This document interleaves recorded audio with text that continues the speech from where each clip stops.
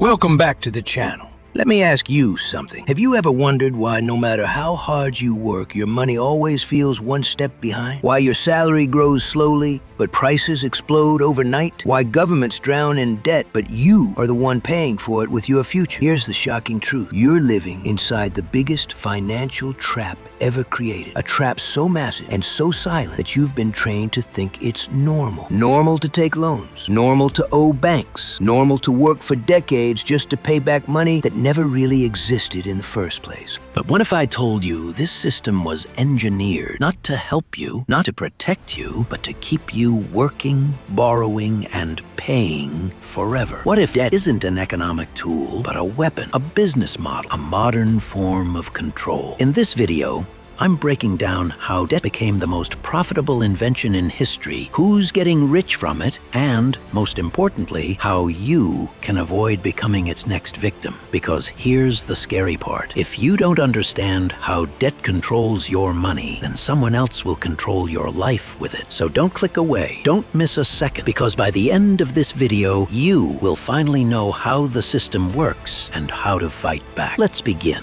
The greatest financial experiment, global debt and the illusion of normalcy. This is the most significant financial experiment humanity has ever experienced, and many individuals are unaware that they are actually part of it. Global debt, encompassing public, private, household, and corporate borrowing, has surged to unprecedented levels that no civilization has ever borne before. Nowadays, governments borrow trillions as if it were a trivial matter. Central banks create money with just a few keystrokes. Families obtain 30-year mortgages as casually as purchasing groceries. Still, we discuss debt as if it is a normal, innocuous, and enduring aspect of life. The harsh reality is more alarming. Debt has historically been a means of wielding power, a tool for control, and a precariously ticking bomb awaiting the right trigger. The crucial inquiry is not if the current global debt mountain will lead to a crisis, but rather when it will happen and who will bear the consequences when the system resets. 1. Ancient debt. From ledgers to geopolitics, the roots of debt. To grasp how we arrived at this point, we must trace back to the origins of debt itself. Debt has existed alongside civilization.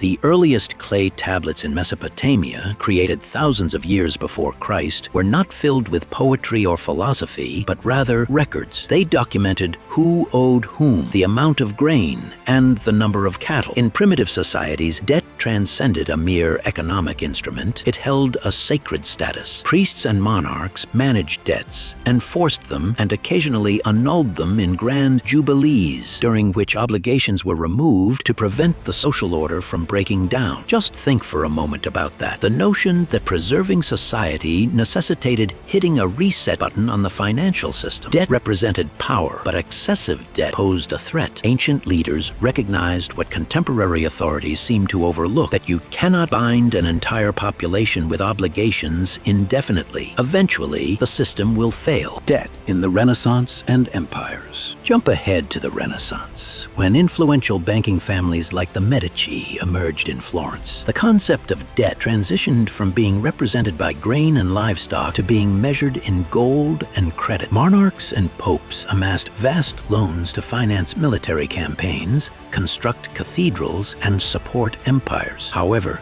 debt always comes with its own set of risks. Spain, having abundant silver from the Americas, faced bankruptcy 4 times in the 16th century because the crown overextended its borrowing. This serves as the initial lesson. Even empires filled with wealth can falter under debt when aspirations exceed feasible limits. Debt transformed from a personal issue to a matter of global politics. It ignited wars, toppled dynasties, and altered borders. The 20th century's lesson.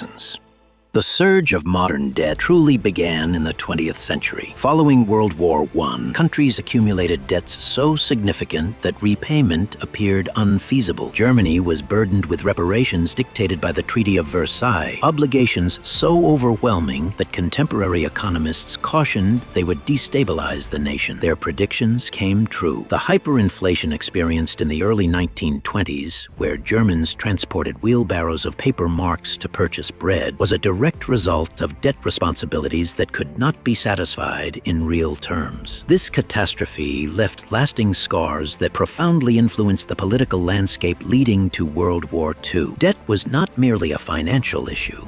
It served as a catalyst for disorder. 2. The Quiet Revolution, Untethered Debt. The Bretton Woods System.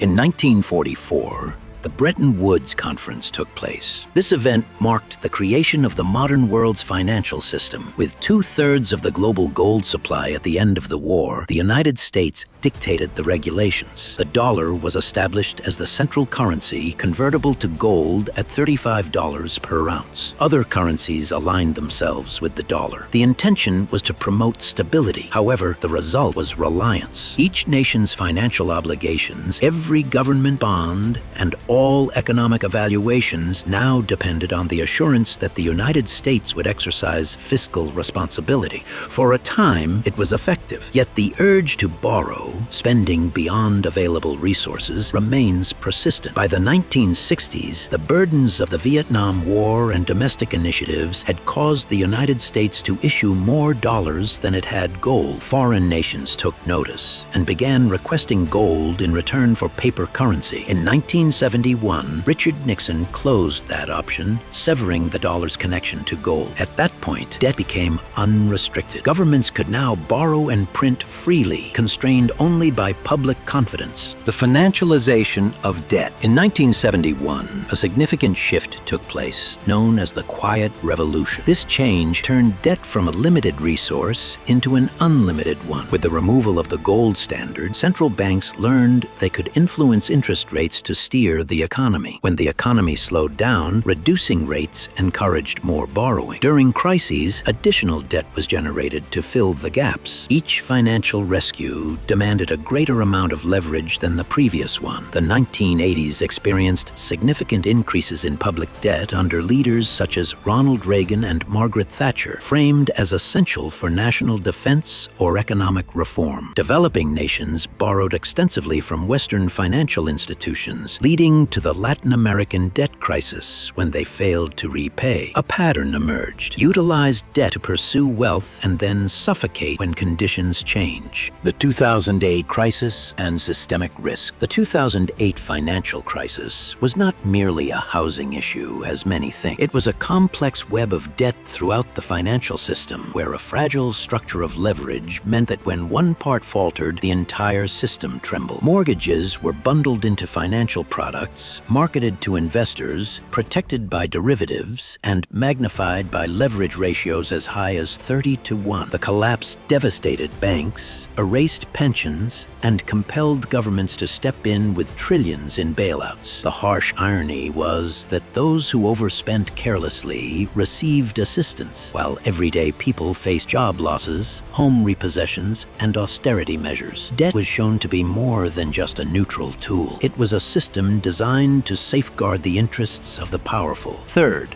the surreal mountain of modern debt. Global figures and national debt. Since then, the figures have shifted from concerning to almost unbelievable. Over the past 20 years, global debt has increased threefold, surpassing $300 trillion by 2023. To give some context, that amount is nearly 4 times greater than the global economy. Governments, businesses, and individuals have all contributed to this surge. Certain countries, like Japan, now have public debt exceeding 200% of their GDP. Each year, the United States adds trillions to its debt with hardly any discussion. Emerging market nations borrow in foreign currencies, making them vulnerable to sudden crises when interest rates go up. The entire system now resembles a precarious balancing act, reliant on the false notion that debt can continue to grow indefinitely without negative effects. Debt always end. However, debt inevitably leads to consequences. It skews behaviors. It creates economic bubbles. It redistributes wealth. Most critically, it can trap future generations. Every dollar borrowed today represents an obligation for tomorrow's labor. When the amounts become excessively high, repaying them turns into an impossibility. This is why history is rife with defaults, restructurings, inflations, and crises. Debt invariably resolves in one of three ways. It can be repaid honestly, reduced through inflation, or defaulted upon. No empire or system has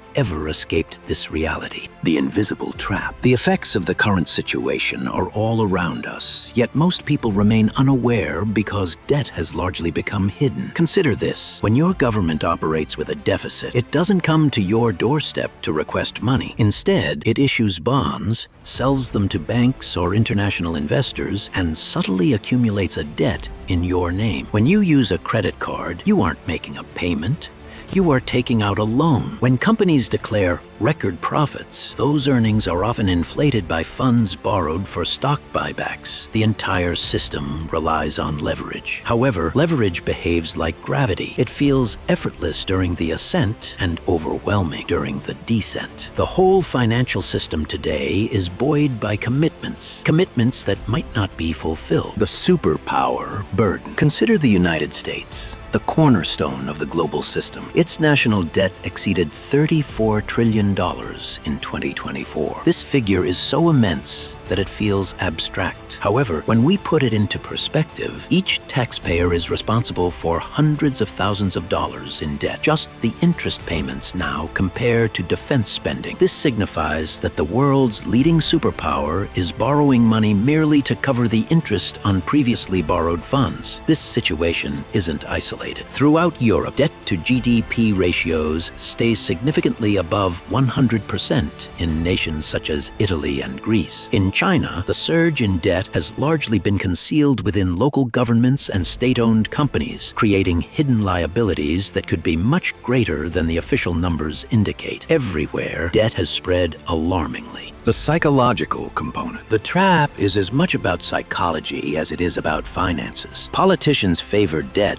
because it provides a delay. Increasing taxes frustrates voters. Reducing expenses annoys even more people. Borrowing, on the other hand, appears effortless. Future generations will bear the consequences. The deception holds until it doesn't. When interest rates increase, the burden suddenly becomes apparent. This is precisely what has occurred since 2022, when central banks raised rates to combat inflation. All at once, the cost of debt servicing soared. Governments encountered tighter fiscal constraints. Households dealt with elevated mortgage payments.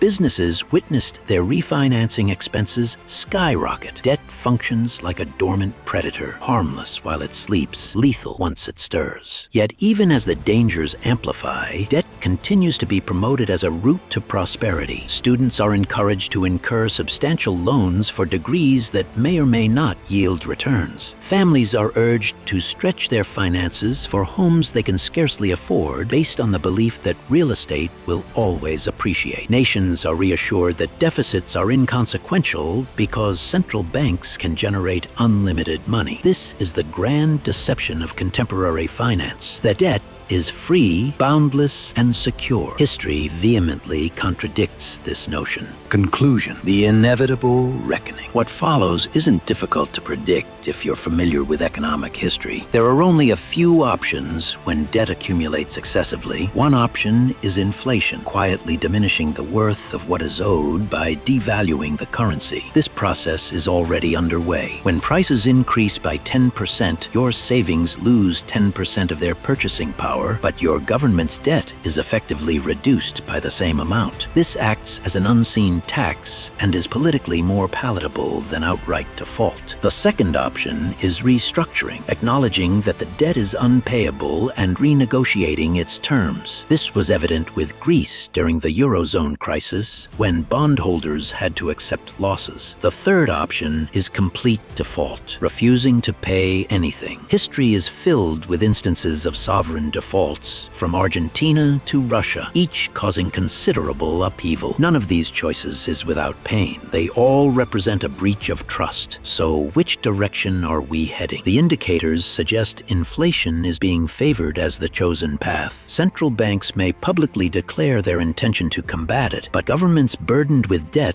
depend on it. They require the diminishment of real value to make their liabilities manageable. This means the financial burden will fall on ordinary citizens, on you. Your savings, your income, your future purchasing power will be siphoned away to sustain the system. It's an age-old tactic that continues to ensnare people time and again, because inflation develops slowly, because the figures seem abstract, because the system conditions us to believe that debt is a problem for someone else. But here's the ultimate realization. Debt is not merely an economic issue. It encompasses power dynamics. Who lends, who borrows, and who receives assistance when calamities strike. The financial framework is structured so that when debt becomes excessive, those in power seldom bear the brunt. Banks receive bailouts. Corporations undergo restructuring. Politicians step down. In contrast, everyday individuals often lose their homes, jobs, and aspirations. This is why grasping the concept of debt transcends financial literacy. It is essential for survival. If you fail to recognize the pitfalls, you will find yourself ensnared without even being aware of your restraints. So what should you do? First, dispel the myths.